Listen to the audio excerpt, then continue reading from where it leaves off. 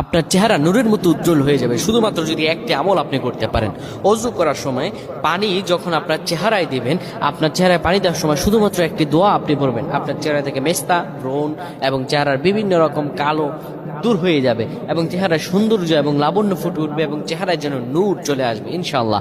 অনেকে দেখা যায় সুন্দর কিন্তু দেখতে ভালো লাগে না, কিন্তু অনেকে কালো কিন্তু তারা দেখতেও ভালো লাগে।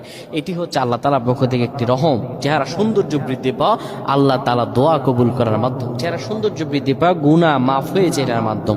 প্রিয় ভাইরা আমার, এটা অত্যন্ত গুরুত্বপূর্ণ আমল, সকলেই করবেন।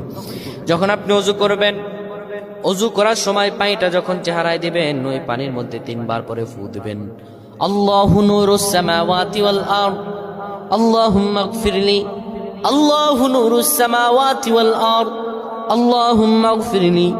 এই দোয়াটি 3 বার পরে সেই পানির মধ্যে ফু দিয়ে পানিটা চেহারার মধ্যে লাগাবেন। আমার আল্লাহ আপনার